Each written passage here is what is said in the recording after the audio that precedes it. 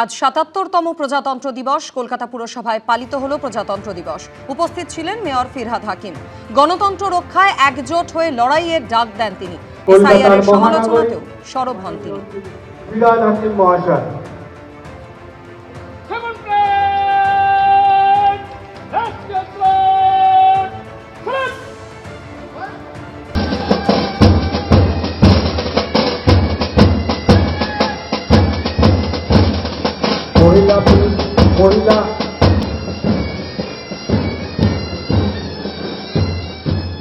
আনন্দপুরের নাজিরাবাদে আশঙ্কার জায়গাটা হলো এখনো পর্যন্ত 6 জনের কোনো রকম খোঁজ পাওয়া যায়নি।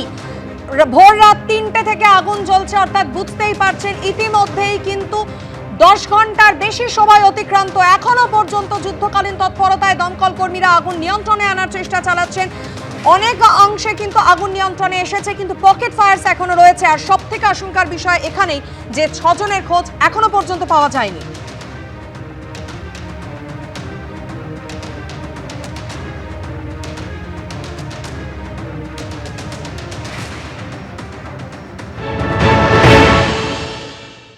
দমকল কর্মীরা কিন্তু বাইরের দিক থেকে জল দিচ্ছেন। এখনো পর্যন্ত কিন্তু আগুন নিয়ন্ত্রণে সম্পূর্ণ নয়, কারণ দাউ দাউ করে আগুন জ্বলছে। এই যে অনলাইনে ফুড প্রোডাক্টের সরবরাহকারী যে সংস্থার যে গোডাউন, সেই গোডাউনে। এবং তার পাশাপাশি আরো একটা ছবি দেখাবো, অজয়কে বলবো ছবিটা দেখাতে, যে পাশেই আরো একটি গোডাউন রয়েছে। যে গোডাউনটা কিন্তু ডেকোরেটার্সের গোডাউন ছিল, সেটা একেবারে দুমড়ে মুচড়ে গিয়েছে, সেই অংশটা সম্পূর্ণ ভস্মীভূত। এটা হচ্ছে একটা অংশের ছবি, পিছনের অংশের ছবি, যেটা দমকল কর্মীরা বলছেন যে সম্পূর্ণটা ভস্মীভূত হয়ে গেছে। সেখানে একটি মেস ছিল, সেই মেসের থেকে অনেক কাউকে বার করে নিয়ে আসা সম্ভব হয়েছে। পাশে একটি দোতলা বাড়ি ছিল, সেখান থেকে বেশ কয়েকজনকে উদ্ধার করা হয়েছে। কিন্তু দমকলের ডিভিশনাল ফায়ার অফিসার তিনি যেটা বলছেন, যে তাদের কাছে খবর যেটা এসছে, যেটা স্থানীয়রা খবর দিয়েছেন, মোট 6 জনকে কিন্তু খুঁজে পাওয়া যাচ্ছে না। তাদের অনেকের ফোন বন্ধ অবস্থায় রয়েছে, অনেকের ফোন বেজে যাচ্ছে, কিন্তু কেউ ফোন ধরছেন না।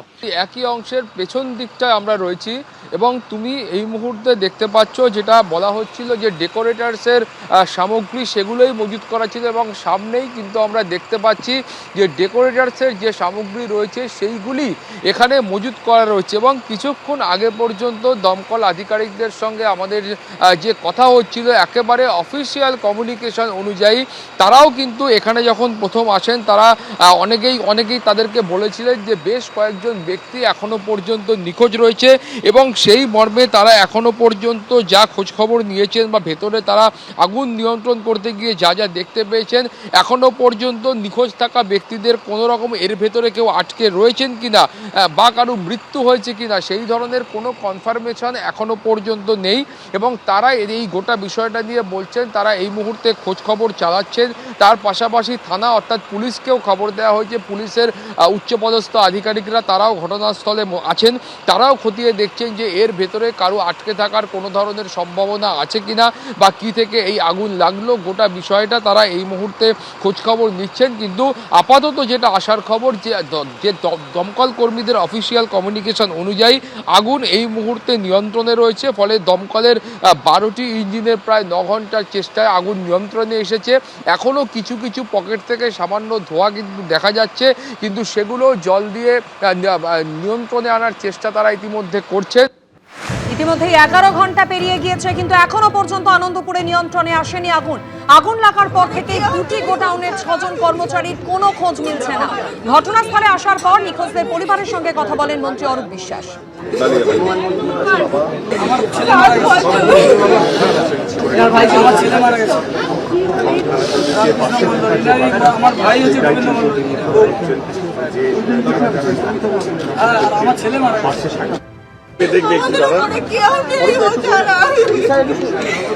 আমি খোঁজ নিলাম, যারা যারা বলছে যে যাদের এখন পর্যন্ত মিসিং আছে তাদের নাম লিপিবদ্ধ করলাম। একটু ধোঁয়াটা কমুক, ওরা ভেতরে ঢুকুক, দমকল বাহিনী এখানে বিধায়ক থাকবেন, তারপরে আমরা জানতে পারবো যে ভেতরে কেউ আছেন বা কিছু হয়েছে। যা হয়েছে অ্যাকচুয়াল ঘটনা তখনই জানা যাবে, তখনই বলতে পারবো। এই মুহূর্তে কি করে বলবো? হ্যাঁ, 6 জন হারানোর যদি কেউ আশঙ্কা করেন যে তার ভেতরে তার হাজবেন্ড রয়েছেন, 6 জন হারানোর যে পরিবারের যে হয় ওনাদেরও একই হচ্ছে। এবিপি আনন্দ, এগিয়ে থাকে, এগিয়ে রাখে।